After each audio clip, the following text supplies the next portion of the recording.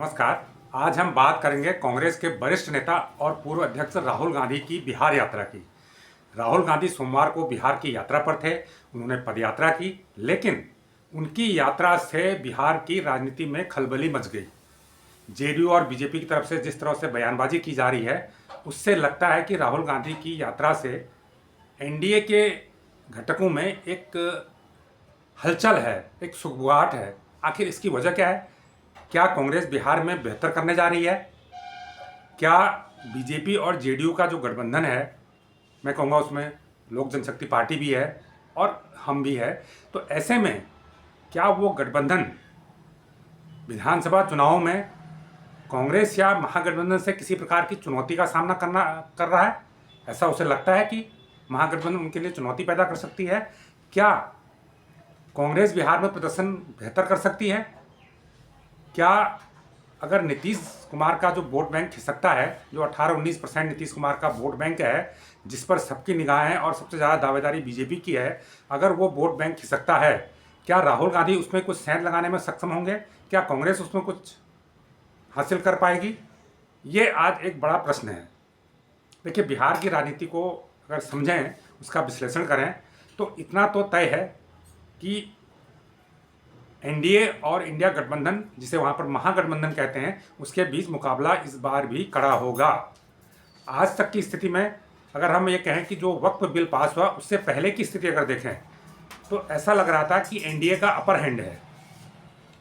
ये माना जा रहा था बीजेपी और जेडीयू का गठबंधन प्लस एलजेपी और हम अगर मिलकर चुनाव लड़ते हैं, एनडीए मिलकर चुनाव लड़ता है, तो उसका अपर हैंड है। और जो महागठबंधन है वो कमज़ोर पड़ता हुआ दिख रहा था, 60-40 का अंतर नज़र आ रहा था।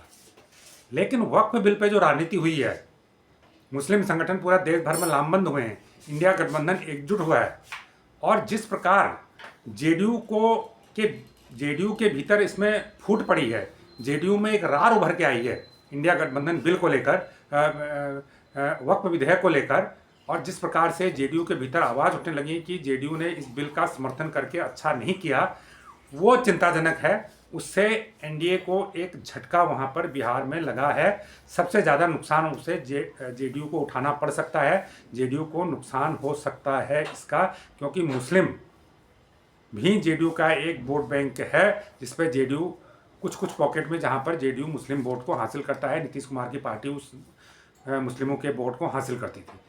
अगर मुस्लिमों का ये वोट जेडीयू से खिसकता है, तो क्या वो कांग्रेस की तरफ मुड़ सकता है? जैसे बिहार में पिछले 2-3 चुनावों में देखा गया है कि कांग्रेस थोड़ा बहुत अच्छा तो नहीं, थोड़ा बेहतर कर रही है। पिछले लोकसभा चुनाव में कांग्रेस को करीब 10% वोट मिले थे।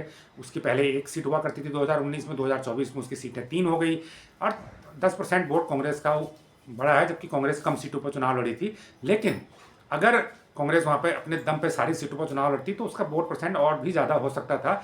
तो बिहार में कांग्रेस मरी नहीं है, ये बात हमें अभी समझनी होगी। महागठबंधन के साथ लड़के भी वो बेहतर प्रदर्शन कर रही है। अपने दम पर अगर अकेले लड़ जाए तब भी वो बेहतर प्रदर्शन कर सकती है। मैं ये तो नहीं कहूँगा कि बहुत शानदार करेगी, लेकिन पहले से अपना प्रदर्शन को बेहतर कर सकती है। बिहार में कांग्रेस अभी डेड नहीं हुई है पूरी तरह से, ये एक महत्वपूर्ण बात है। अब दो बातें हैं यहाँ पे। जेडीयू का सबसे ज़्यादा जो वोट बैंक में हिलडुल होगा इस बार, इधर उधर होगा, वो जेडीयू के 20% वोट पर सबकी नजरें हैं। बीजेपी की इस पर नज़र है। बीजेपी चाहती है कि वोट जेडीयू को मिले या कुछ वोट उसकी तरफ खिसक जाए, क्योंकि चुनाव में जो दिवाली के आसपास होंगे, जो अक्टूबर-नवंबर में होंगे, उन चुनाव में नीतीश कुमार को ही आगे करके बीजेपी चलेगी, क्योंकि बीजेपी जानती है कि नीतीश कुमार के चेहरे की वैल्यू बिहार में अभी भी बनी हुई है। हालांकि वक्फ बिल के बाद और कुछ जो उनकी बढ़ती उम्र है उसको मद्देनजर कुछ उसमें कमी आई है। लेकिन अगर वक्फ बिल से जेडीयू को नुकसान होता है, जिसकी संभावना ज़्यादा है, तो सवाल ये उठता है कि नीतीश कुमार का मुस्लिम वोट किधर जाएगा?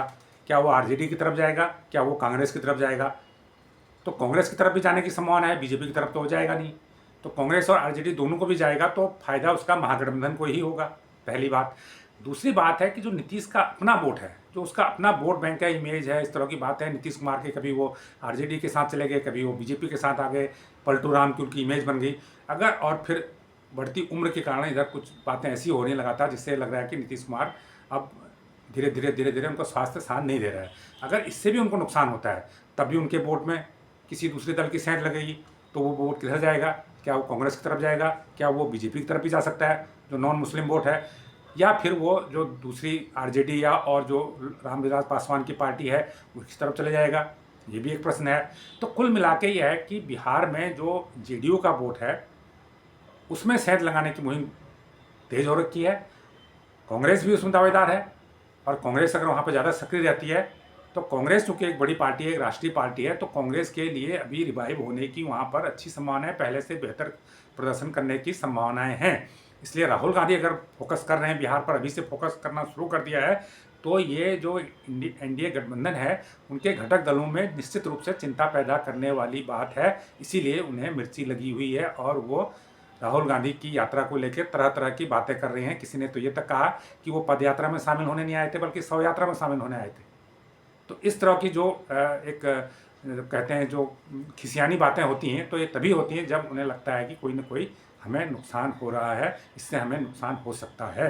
तो ये जानकारी आपको कैसी लगी, विश्लेषण आपको कैसा लगा, हमें कमेंट करके ज़रूर बताएं। जो लोग इस चैनल को पहली बार देख रहे हैं उसको लाइक करें, सब्सक्राइब करें और शेयर भी करें। धन्यवाद।